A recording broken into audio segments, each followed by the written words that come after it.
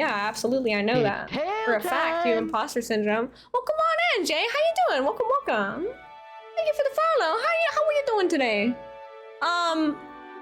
Jay, if you'd like to join in, !join for readings. Welcome, welcome. Yeah, say I'm happy. Don't want to tempt fate. Ricola says good. Do you know much about watercolors? To be honest, it's not my medium. Lonely, nice to see you. How you doing? Welcome on in. Lonely, you're tier 3, so you skip ahead in the queue. You jump ahead. I'm letting tier 3s and tier 2s kind of pop up, okay? As extra thank yous. Rags, you jump ahead, too. Imposter syndrome is so real. I've been at the job for 6 months. I still feel it. It is a real thing. Yeah. We're on the first one. We're on the first one. Tasty man milk. Tasty man milk. Yeah, the paper you use. Feather, you're right. Yeah. So if I do watercolor, I gotta stop at the art store and get some paper. Tarot cards scare me, Rags? It shouldn't scare you. I do understand that, but I will say so. Like, if anyone hasn't had a reading before, yeah, this is it right here, actually. That's it right there. This is it right here. That's it right there. We got a couple people ahead of you, Jay, but that's okay, don't worry. Sit back and enjoy the readings for other folks. This is for Ambrosia, this is for Am. It's your present state, this is an obstacle, and this is a possible outcome or solution. Is chat reading these too? I'm doing these readings, but feel free to add your interpretations as well. I think I would encourage, like, I think that's cool, you know what I mean? Because it helps you learn. But I'm gonna do these readings here. Yeah, oh, that's a good idea, Feather. Oh, I'm getting 50% off coupon, that's a good idea. Thank you for that, actually, I appreciate it, because I haven't done watercolor in a long time, and you're right, I can't just do it on that paper, it'll be a mess. All right, Am, let's get into Am's reading here. 9 of Pence reversed. Jay, I am trying my best. But yeah, Rex, don't be afraid of tarot cards. I interpret the cards in a really positive way, and I want everyone to know that even if a card has like negative connotations, it doesn't necessarily mean that bad things are gonna happen to you. What it means is that, you know, like all of the elements of the card are there. All the elements of the card are there, all right? But like, if you see an upside down card, we gotta think about how can we work through what you're going through to unlock the positive, the positivity. Watercolor with salt. Well, that sounds really cool too, like salt bay. Sounds neat. Thank you, Feather. That's really nice of you. Thank you. It's the "you've got no money, dang it, stop buying shit" card. Yeah, it kind of is. Yeah. Yeah. So the 9 of Pentacles upright. Now we saw the 9 of Cups earlier, and we see how the 9 of Cups is like about manifestation. But it's also about like giving outwards and receiving outwards, right? And the 9 of Pentacles is sort of like that, except for, you know, either money, physical things, tangibility. The 9 of Pentacles upright is like, it's the 9th in the suit. When you think about each suit, they start from 1, they go up to 10, they go into the Knights, Kings, Queens, Queens, Kings, you know. And so the 9 in each minor arcana's journey is like kind of coming to fruition. All right. So the 9 of Pentacles is about coming to fruition with something you've been working on cultivating for a long time. The 9 of Pentacles reverse, though, is kind of like, you know, feeling like the thing that you have been cultivating is not really, the fruits you've been growing are not giving you, the plants you're growing are not giving you fruit, right? Or you're feeling like you're not really having enough. You don't really have enough at hand at the moment, right? I thought you were about to say manifest destiny. No.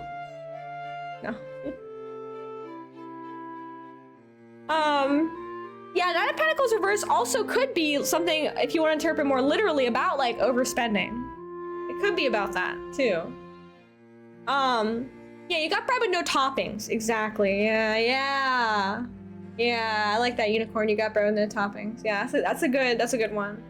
Yeah, think of the Pentacles as bread. Like when you think of Pentacles, it doesn't always mean literally money, but it is about something tangible. It is about something like physical. It is about something real, right? Whether it's a concern that's real. You know what I mean? Yeah, hand the finish rock since I'm so incomeless, yeah. Yeah, so this could be like, because right now, it could be the situation where like you're digging into savings, you know what I mean? And goodness gracious, I definitely know how that goes. I need hand lotion. Yeesh, my hands are drying up. I'm a prune. I'm a prune out here, like y'all, damn. I'm prune. All right, so let's go into like an obstacle. This is an obstacle in your path. This is a good playlist of music here, I like this. Oh, wow, okay. Hang on, I got lotion on the card, that's not good. This is a very... Oh, that's the sound of him licking. Ah, dang it.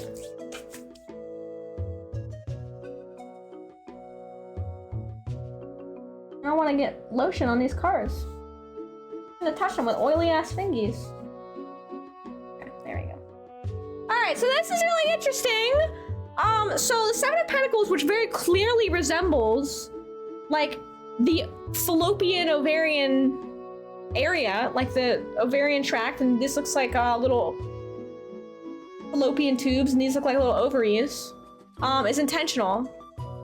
What does it mean where there's lotion in the card? Nothing. It means like touch it with sticky fingies. Yes, that's a good thought.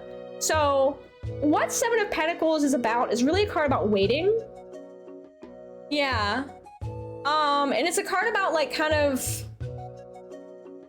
sort of like, this is interesting because we're having Nine of Pentacles or Seven of Pentacles. It's a lot of like cultivation, all right? And the Seven of Pentacles is a card about patience. So the reason that this card is resembling like a reproductive tract is that like it's talking about like waiting, that sort of like gestation period, right? It's waiting for something to come through. This card being waiting for something to cultivate, you know what I mean? Waiting for something to waiting for your hard work to come to fruition. And it's about being patient and waiting, you know? Lotion up the cards. First thing you gotta take the lotion, you gotta slap it on those cards. That is definitely an interpretation. Unicorn says you got the soup pot and you're throwing whatever you find in the stew. Yeah, the stew might not taste good, but it's tolerable, Unicorn says. Interesting.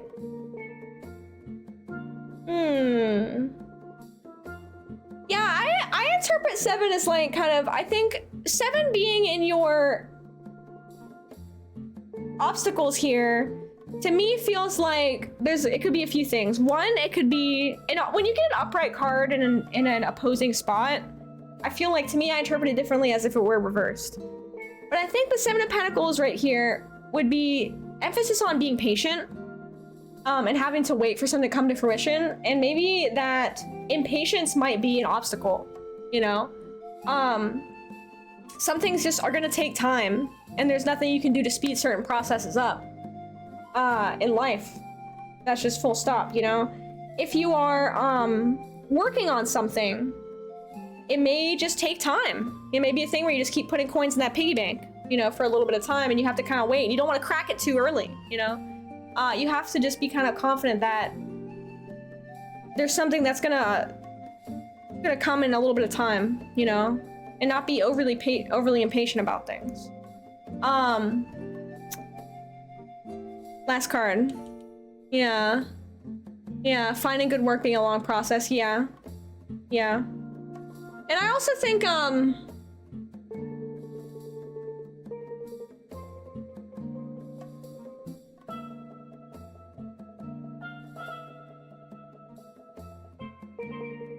thinking about Unicorn's interpretation too, and I'm thinking about like the idea of sort of tolerating things and like, you know, I think whenever you hastily throw something together, like we're talking about soup as the analogy, when you hastily throw pieces together, then you kind of just have to eat whatever it is, right? And maybe this card could be saying like, some things need to be waited for. Some things need to be kind of like, you know, instead of throwing everything into a soup, maybe like take time, think things out, weigh all the options, you know what I mean? Yeah, investments take time to bear fruit just as a womb takes time. Yes, yeah, exactly. That's the imagery in the card. Yeah. All right, let's see, outcome or solution here. Oh. You got the Fool. The Fool. We got the Fool upside down. Okay, I really like this card. So I'm seeing already some links here, actually, with both of these two cards, talking about patience and impatience and jumping into something. The Fool is a great card. So the Fool is a picture of this fellow with a flute with some butterflies. Usually the original, the Rider-Waite deck has him like kind of off on a horse or off on a journey, accompanied by a little dog, like a loyal friend, a loyal companion, or a guide on his way. So the Fool basically is like someone starting out on their journey, right? Yeah, we're spending responsibly. Yeah, Unicorn, actually, that's a pretty good interpretation of this too, especially because of all the pentacles, and the Fool reverse as well is like probably saying don't jump into, don't like kind of be wary of like being lost, essentially, right? Yeah, I was wondering about just grabbing some shitty retail job again real quick. Yeah, something to tolerate and get by rather than actually look for something fulfilling. Yeah. Advice aside, tarot aside, I would say, like, if you're feeling like you want to get work in the meantime, I don't think there's anything wrong with that. But also, there is value in spending time and investing in yourself. So if you're like spending that time on your stream, on your content, you know, if you're spending that time applying for jobs that you feel are more meaningful or more fulfilling or better fit for you, that's time invested, well spent, in my opinion. That's what I think, and I think honestly that lines up with the cards. Now the Fool reverse is sort of like the Fool stepping out on his journey, going out unplanned into the world. Maybe he falls on a rock and he trips and he loses his way a little bit. Because look at him, he doesn't know what he's doing. Look at he's got a jester hat on because he's foolish. He's fooling, the Fool fooling around, the boy fooling. Yeah, doing the work rather than just passing time. Yeah, exactly. And the Fool reverse, I think, is about sort of maybe like a possibility, like kind of planning a little bit further, planning your route, planning your journey a little further so that you don't avoid falling into something that makes you feel lost, or, you know, going into an area where you don't have a map, basically. But when I see the Fool in the outcome end spot here, it is really cool because I think about the beginning, whether it's reversed or upright, the beginning of a new journey for you, which is really, really very exciting.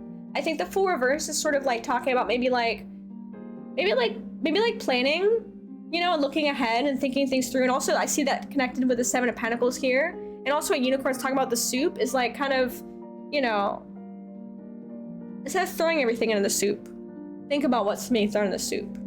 Yeah, it's helpful both about the question I've always had, a question I almost went with. Really cool. And sometimes it is like that, yeah. Yeah, know your situation before you start your journey, yeah. Yeah, the Fool for the end card does imply a new start. And I really love that for the end card because that is, even in a reverse position, I feel like that's nothing but possibilities. When I see the Fool, I see possibilities. I see like the beginning of a journey. And I think it's a beautiful one to have there in the end position. That's really cool. When you see a card like the Fool, you think, oh, that could be a bad sign because I don't want to be a fool. It doesn't mean you're a fool. What it means is that the Fool is about naivety and not knowing what's ahead. That's what the Fool is about. And so the Fool reverse, I'm thinking, you know, not being naive, but being a little more wise about the decisions and the steps. Looking like a fool, my pants on the ground. Pants on the ground, pants on the ground. Looking like a fool, my pants on the ground. Hat turned sideways. We're in the queue. Let's do next. This is really hard for me to type because my keyboard's all messed up. I got it. Yeah. Looking like a fool with your pants on the ground. Something, something, something. Hat turned sideways. Yeah, that's pretty good. That was a good reading for you, Em. I like that. That was good. What in the rap song? You never heard Pants to the Ground, Jay? Gumbo? He's sleeping. The boy is snoozing. I'm gonna go give him a kiss. Hold on. I gotta give my boy a kiss. I gotta kiss him. You see him? You see the boy? Here's the boy.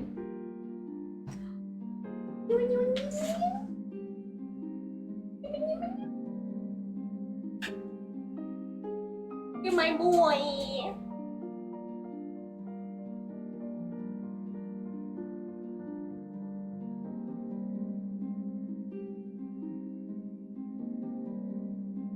He's sleepy.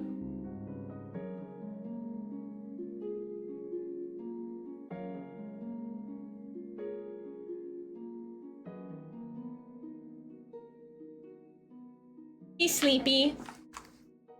He's sleepy. The emo hair has me gone. What emo hair?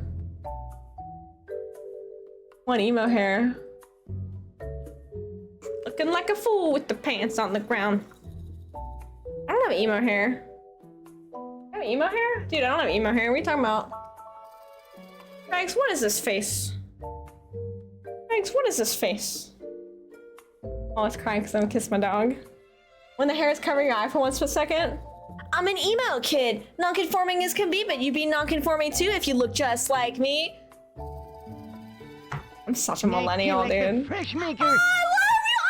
Ah, it's 11! Thank you so much! Oriana! Thank you! Thank you! Can I? Okay, hold on. Can I do proxy hugs? Did I give you a proxy hug? I have my fairy. Hold on. Oh wait, no, I have my sloth. Let's do sloth. Sloth is a really good proxy hug. This is you, and I'll give you a big hug. Thank you so much. Thank you so much.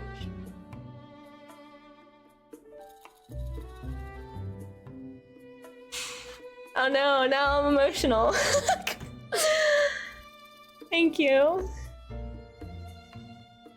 Oriana, I just want to say, just before I move on in the readings, for real quick, you are such a kind soul. You're so beautiful and kind and just genuine and empathetic, and I'm super thankful to know you. I want you to know that. Hey, well, come on in. What's up, B? 2B? Hi, 2B. I just want to say thank you, and just thank you for being in my life, and thanks for being you. Thank you. Thank you. Oriana's really sweet. I'm really honestly very honored to know you. You're so amazing. Just want you to know that. And the fact that you were so kind to me is just mind-blowing. And I'm just super humbled and super thankful. I got the emotions now. I got the emotions. That's okay, Lily, I don't care. You're good. I love y'all. Okay, alright, stop. Stop hugging the sloth, you're gonna cry. By the way, this is specialty from Gumbo. He made his mark on this plushie here. Okay, Bear, I'm sorry. I'm sorry, dear. Alright, let's go back to Bear. Yeah, Oriana is, she's really sweet. Incredibly sweet, wonderful soul. That's the interesting thing. I'm holding up good, actually. I'm doing good, Sips. Welcome back. How are you holding up? The interesting thing about being like a Twitch streamer, right, is I get to know all these amazing folks.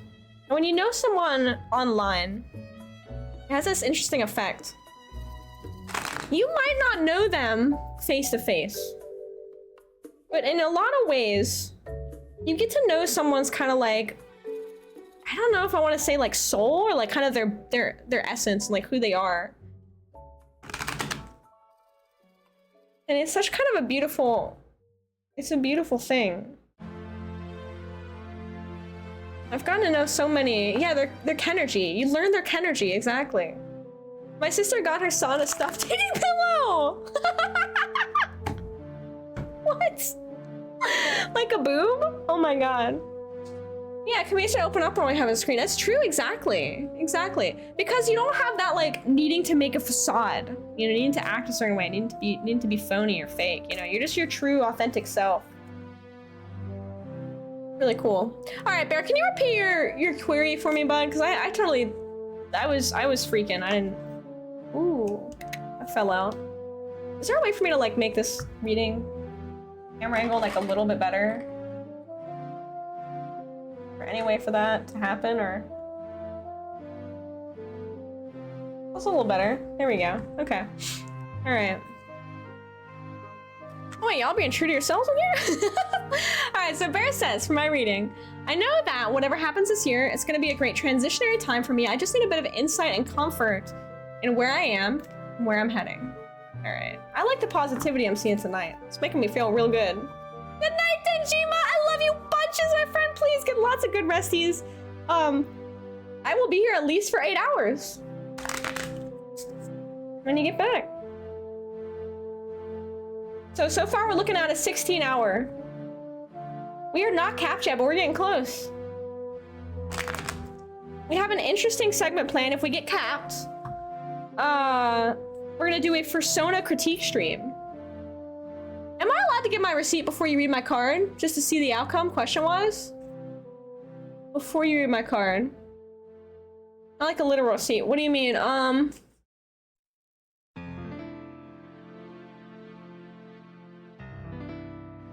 You mean give your interpretation of the card before I read your card?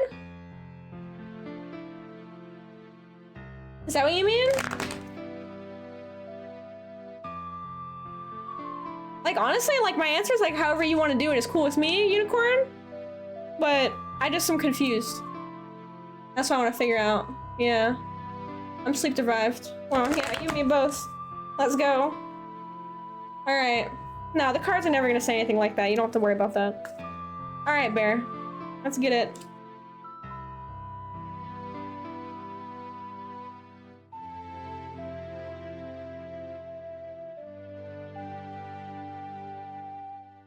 I want to ask a question before the cards are read. Oh, yeah. Yeah, I would say that's what most people do. Some folks don't give me their question out loud. And also, like, if you don't want to share with the chat, if it's like a little too triggering, a little too heavy, you can DM it to me too as an option, or you can just not share it at all and I can give you a cold reading. Actually, I'm kind of feeling this one. I don't know. Yeah, this one definitely. This one definitely. Sleep deprived gang! Sleep deprived gang! Looking like a fool with my sleep deprived gang. Sleep deprived hat turned sideways. Sleep deprived gang. Sleep deprived. I want to ask a question before the cards are read. Yes. Yeah, you can ask a question before the cards are read. Yeah, you're good. You're gooba. You gooba. You gooba unicorn. All right. My bear. My bear. My bear. My bear. Talking about my bear. My bear. Bum, bum, bum. Oh, bear. Now, 3 of Wands, really interesting. You got 3 wands going out from the sun. 3 of Wands stretching out. I'm glad you had a nap. That's good. Who's gonna stay awake with me? I'm sorry, it's not Q. That's Trello. It's list. I'm sorry, Frozen. It's exclamation point list for the tarot stuff. So what's interesting is like, okay, so you're talking about transitionary time for you. So this 3 of Wands is really about travel and movement outwards. So you can see these 3 wands moving from the sun, 3 in the beginning. So in the early stages of the minor arcana, the 3 is a transitionary number. 3 is a number of travel, a number of movement, a number of change, all right? And this is a pretty positive card. Like these, it's really about like kind of reaching out of your comfort zone, moving on to something new, you know, sometimes it really, literally could mean traveling if you're gonna be traveling, if you're planning a trip.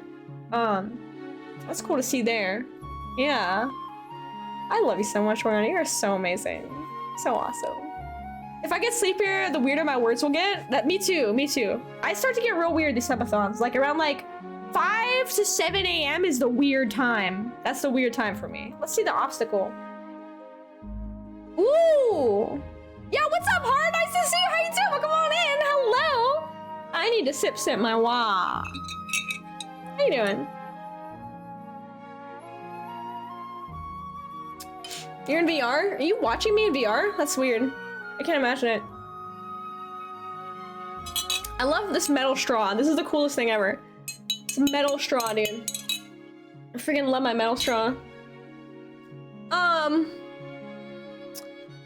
Yeah, caked up cards. Yeah, so 5 of Pentacles, you can see, is like kind of this man with these 5 of coins at his feet, basically leaving behind your material possessions, right?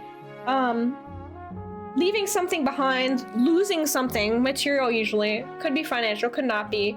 5 of Pentacles reversed, I'm kind of seeing, especially in the obstacle, it could be like a difficult time letting something go, or a time where you feel that you need to hang on to what you have, right? And that could be what's like blocking you, that could be what's stopping you from moving forward. is like an over attachment to something. Doesn't necessarily have to mean money literally, but it could be something like maybe there's a physical attachment to something. It could be a place, it could be even a person, you know? It could be like, I don't know, there's something that like maybe you feel that you can't let go of, that you kind of want to hoard. You have the desire to hoard something, and it could be holding you back. I'm so sorry, Shadow. Welcome on it. I don't have my tuber up. Oh, I should put my little PNG tuber up. I have it running, and yet I don't have it up. There we go. Let's put her over here. There we go. Welcome on in. Welcome. Nice to see you. How you doing? Still giving head pats. Thank you. Thank you. I'll just do this. Thank you. Thank you. It's like, I like them. It's a metal bendy straw. Yeah, that's what I'm talking about with this metal bendy straw. It's freaking badass. I mean, it doesn't, you can't bend it, but it does have a little bend. And yeah, the tank is really, this is a satisfying physical experience for me to have this metal straw tank around in my glass. I've realized that I'm a really, like, I'm a sensory person. Part of me is wondering, like, if I need to, like, if I should talk to my psychiatrist about getting, like, a, I don't know, talk to him about, like, an autism spectrum test or some kind of test for that. Because I feel like a lot of times I check a lot of, no, it doesn't rust. Oh, you hate it? I love it. I'm like, I really love certain sensory things, and then, like, certain sensory things I really hate, too. But I totally, like, I know a lot of my friends who are on the autism spectrum talk about sensory stuff. And, like, I love touching certain, like, I love the smoothness of this rock, and I'm always, like, kind of touching certain things, and I have to have a particular type of, like, fidgety that's, like, a clicky or a snappy thing that I like. I don't know. Very particular. Let's keep moving on to Bear's reading here. I gotta turn this music down. God dang, this sound. It's really nice, but it came on really loud. Okay. Okay.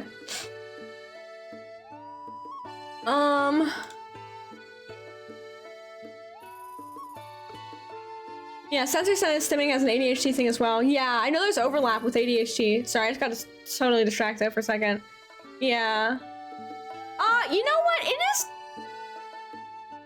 So, if you have ADHD, if you think you have ADHD, so there's a few things that you can do. Number one, like, a lot of times people think they have to go through, like, an actual ADHD, like, kind of clinic to go through this testing process that takes multiple weeks. You don't have to do that to get medication or get a prescription for your ADHD. You actually don't have to go anywhere farther than your primary care doctor. Speaking in the US, I'm only in the US, so my understanding is that, but your primary care doctor can prescribe ADHD medication for you without you going through the diagnosis process. Just saying. Because getting an actual diagnosis does cost a lot of money, getting, like, the testing for it. Like, I have a psychiatrist, and he went through and just basically asked me questions and was like, yeah, you have ADHD. You know? And I asked him, I was like, is this gonna take weeks? And he's like, no, well, we could go through all of that, but I don't really see the point. It just costs a lot of money, and it's just gonna be... He talks like this. He's like, it just takes a lot of time, and I just don't think it's really... You don't need it. I think it's fine. Yeah. Yeah, girl autism is harder to spot. I have heard that too. Yeah, girl autism is harder to spot. Kind of manifests differently. You know, a primary care doctor. Aw, Feather! I'm so sorry! Dude, healthcare is so messed. I wish I could help you. I want to help people find doctors. That's like something I want to do. I don't know, maybe I do belong in social work. Let's get back to Bear's reading. It feels really affirming to hear, Sippy. Yeah, and, you know, okay, like brain chemical-wise, like, there have been, like, studies, too, like, so, like, you're saying, like, girl autism, if you're a trans woman, you have, like, a closer, like, brain chemistry, like, your brain chemistry is a woman chemistry. I don't know what I'm saying. Do you know what I'm saying? So, basically, like, if you're a trans woman and you're on the autism spectrum, you're gonna have those same sort of, like tells that are gonna be harder to spot and harder to diagnose for things like autism and ADHD. You're gonna have a different one. You know exactly what I'm saying. Yes, thank you. Sorry, I'm really, like, tired brain, but basically I'm trying to be affirming for you to understand that, like, you would have the same sort of thing as, like, it's harder to spot those sort of symptoms